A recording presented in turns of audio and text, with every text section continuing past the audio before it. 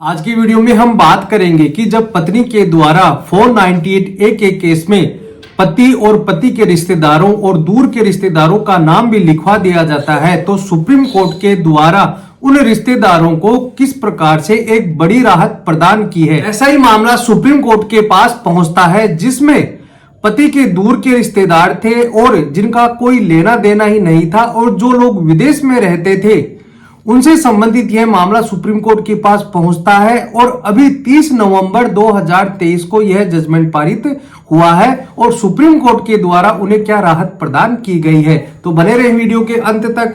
मैं हेमंत सैनी एडवोकेट और आप देख रहे हैं हेमंत LLB। वीडियो अच्छा लगा तो प्लीज इसे लाइक करें। अगर आप मुझे जुड़कर रहना चाहते हैं तो प्लीज चैनल को सब्सक्राइब जरूर करें। अगर आप मुझे फेसबुक और इंस्टाग्राम पर देख रहे हैं तो प्लीज फॉलो जरूर करें। इस केस में यह होता है कि पति और पत्नी के बीच किसी बात को लेकर डिस्प्यूट हो जाता है और पत्नी के द्वारा एक FIR दर्ज करवाई जाती है और उस FIR में यह आरोप लगाया जाता है कि पति और उसके रिश्तेदारों के द्वारा दहेज की मांग की जाती है, दहेज की मांग को लेकर टॉर्चर किया जाता है, मानसिक प्रताड़ना दी जाती है। साथ ही साथ यह आरोप लगाते हुए यह FIR दर्ज करवाई जाती है। यह कर्नाटक का मामला था। IPC के सेक्शन 498A 506 IPC में यह FIR दर्ज करवाई जाती है। सबसे बड़ी बात तो यह है कि जो पति की बहन थी जो कनाडा में रहती थी उसका नाम भी FIR में दर्ज करवा दिया जाता है और जो पति के चाचा थे उनके लड़कों का भी FIR में नाम लिखवा दिया जाता है। पत्नी के द्वारा यह आरोप और लगाया जाता है कि जब पति के द्वारा मेरे को घर से बाहर निकाला जा रहा था और मेरा सामान भी घर से बाहर फेंका जा रहा था, तो उसकी हेल्प उसकी बहन कर रही थी। मतलब कि जो उसकी बहन कनाडा में रहती थी, पति की बहन, उसके द्वारा भी अपने भाई की मदद की जा रही थी और मेरा सामान घर से बाहर फेंका जा रहा था। साथ ही साथ जो कजन्स थे, जो चाचा के लड़के थे, उनका भी नाम FIR में दर्ज करवा दिया जाता है। FIR दर्ज होने के बाद चार्जशीट भी न्यायालय में पेश कर दी जाती है और कजन्स और बहन के द्वारा जो कनाडा में रहती है CRPC के सेक्शन 482 के तहत FIR को क्वैश करवाने के लिए यह रिट दाखिल की जाती है। कर्नाटक हाईकोर्ट के द्वारा यह पाया जाता है कि प्राइमा फेसाई मामला बनता है, इसलिए चार्जशीट को क्वैश करने से मना कर दिया जाता है। और कजन्स के द्वारा और जो बहन के द्वारा CRPC के सेक्शन 482 के तहत कर्नाटक हाई कोर्ट में जो याचिका लगाई गई थी उसे खारिज कर दिया जाता है। उस हाई कोर्ट के खारिज आदेश को लेकर वह सुप्रीम कोर्ट जाते हैं और फाइनली वहां पर क्या होता है अब आगे देखना।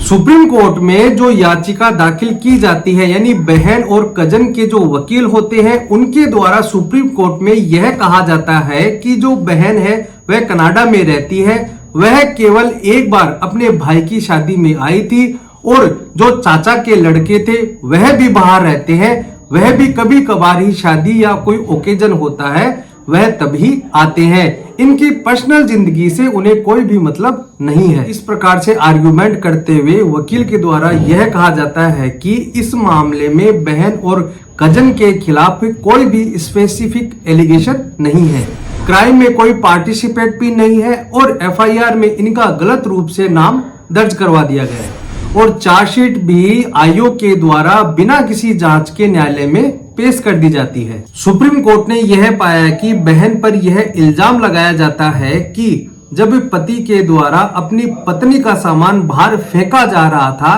तो बहन के द्वारा उसकी हेल्प की जा रही थी और जो चाचा थे उनके लड़के के द्वारा कोई स्पेसिफिक एलिगेशन नहीं लगाया जाता है। ओवरऑल मतलब कि कोई भी एलिगेशन नहीं पाया जाता है। यह सारी बात ध्यान में रखते हुए सुप्रीम कोर्ट के द्वारा यह कहा जाता है कि शिकायतकर्ता के वैवाहिक जीवन में हस्तक्षेप और भागीदारी के किसी भी सामग्री का सबूत का अभाव है। इस मामले में कोई भी ऐसा उदाहरण नहीं दिखता है जिसमें जो आरोपी बनाए गए हैं उनका एक्टिव इन्वॉल्वमेंट हो। कहने का मतलब है कि जो आरोप लगाए गए हैं उनको पत्नी के द्वारा साबित नहीं कर पाया जा रहा था। 498 के तहत क्रूरता करने के लिए दोषी ठहराने के लिए मात्र दिखावटी आरोप लगाना काफी नहीं है। और फैक्ट में यह भी देखने को मिलता है कि जो पति की बहन थी वह भारत में नहीं रहती थी और कोई भी पत्नी के पास ऐसा सबूत नहीं था जो आरोप को साबित कर सके। इस प्रकार से जो लोअर कोर्ट में 498 आईपीसी के तहत कार्रवाई शुरू की गई थी उसे रद्द करते हुए सुप्रीम कोर्ट के द्वारा यह कहा जाता है कि एक घटना जब तक कि गंभीर ना हो, शिकायतकर्ताओं का उनके जीवन में स्पष्ट तौर से शामिल होना कोई भी ऐसा सबूत नहीं है। इस प्रावधान के तहत किसी भी व्यक्ति को फंसाने के लिए पर्याप्त नहीं है। 498 ए के तहत किसी व्यक्ति को फंसाना भी गलत है। इस प्रकार की टिप्पणी करते हुए सुप्रीम कोर्ट के द्वारा लोअर कोर्ट में जो 498 की कार्रवाई शुरू की जा रही थी उसे रद्द कर दिया जाता है और अंत में सुप्रीम कोर्ट के द्वारा यह भी कहा जाता है कि कार्रवाई तो हम रद्द कर रहे हैं, लेकिन आरोपियों के खिलाफ कोई स्पेसिफिक एलिगेशन आता है या फिर कोई ऐसा आरोप आता है तो लोअर कोर्ट उन पर कार्रवाई करने के लिए स्वतंत्र है।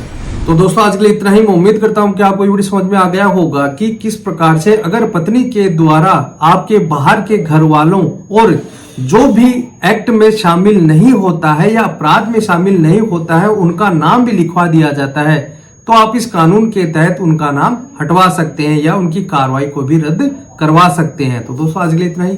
वीडियो अच्छा लगा हो तो प्लीज इसे लाइक करें। अगर आप मुझसे जुड़कर रहना चाहते हैं तो प्लीज चैनल को सब्सक्राइब जरूर करें। अगर आप मुझे फेसबुक और इंस्टाग्राम पर देख रहे हैं तो फॉलो जरूर करें। धन्यवाद।